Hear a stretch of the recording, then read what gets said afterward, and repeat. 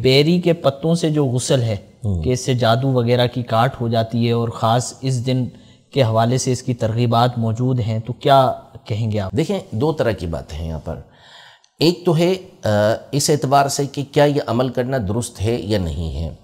تو یہ عمل کرنا بالکل درست ہے، اس میں کوئی حرج نہیں ہے۔ بہت سارے ٹوٹکے ہوتے ہیں، دادی اماں کے ٹوٹکے ہوتے ہیں اور گھر کے بزرگ جو ہوتے ہیں ان کے طرح طرح کے ٹوٹکے ہوتے ہیں جن کے ذریعے سے ہم دیکھتے ہیں کہ یہ معاملہ ہو جاتا ہے۔ ہمیں بھی نزلہ کھانسی وغیرہ ہوتا ہے تو گھر میں ٹوٹکوں کے ذریعے ہو جاتا ہے۔ اسی طرح نظر ہوتی ہے تو نظر کے لیے کتنا زیادہ یہ لوگوں کو معلوم ہے اور اس کے تجربات ہیں،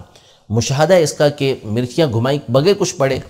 آگ میں ڈالی نظر اتر جاتی ہے۔ بالکل۔ تو ہوتا یہ ہے کہ دیکھیں جتنا بھی علاج ہوتا ہے نا، چاہے وہ طبی علاج ہو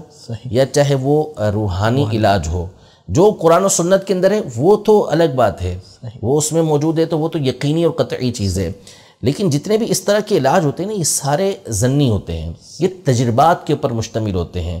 کہ ان کو تجربے، ڈاکٹرز کو بھی تجربے ہوتے ہیں، حکیم جو ہوتے ہیں ان کو بھی تجربے ہوتے ہیں کہ فلاں فارمولے کی چیزیں آپس میں ملائی جائیں گی تو نتیجہ کیا نکلے گا کہ اس طرح کا ایک کمپاؤنڈ بن کے ایک دوائی بن جائے گی جس کے ذریعے سے یہ بیماریاں، یہ جو درد ہے یہ دور ہو جائے گا۔ کھانے والے کو بالیقین 100% شفا ملے، یہ تو نہ ڈاکٹر دعویٰ کر سکتا ہے، نہ حکیم دعویٰ کر سکتا ہے، نہ کوئی اور دعویٰ کر سکتا ہے۔ تو اسی طرح یہ جو روحانی علاج ہوتے ہیں، ایک وہ ہوتے ہیں کہ جو قرآن و سنت کے اندر موجود ہیں، وہ تو ظاہر ہے اس میں تو کوئی شک و شبہ ہو ہی نہیں سکتا۔ باقی یہ جو بزرگان دین رحمہم اللہ اجمعین کے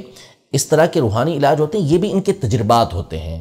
ان کے سامنے یہ چیزیں کھل جاتی ہیں، مسلسل پڑھتے رہنا، مسلسل عمل کرتے رہنا، اس کی وجہ سے ان کے سامنے یہ باتیں کھلتی ہیں کہ بھئی اس کے اندر یہ شفا موجود ہے، اس کے اندر یہ علاج موجود ہے، تو یہ پھر امت کی خیر خواہی کے لیے، امت کی بھلائی کے لیے اسے بیان کر دیتے ہیں۔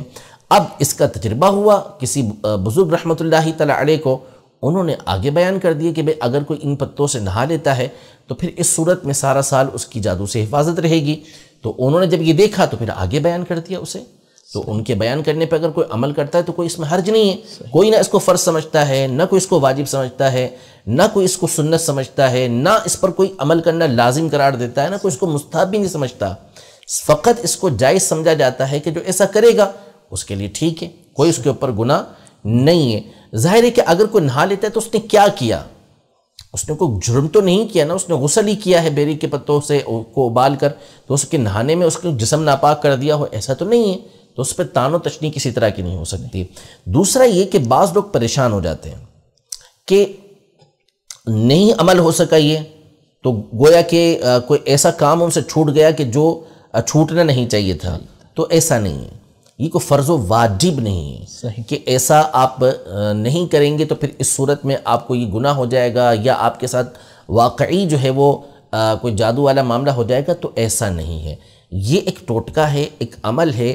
جس کو بزرگوں نے دیکھا، مفید سمجھا، آگے بیان کر دیا، عمل کرنا اس پر درست ہے۔ اب جو جتنے اعتقاد کے ساتھ اس پر عمل کرے گا اس کو فائدہ پہنچ جائے گا۔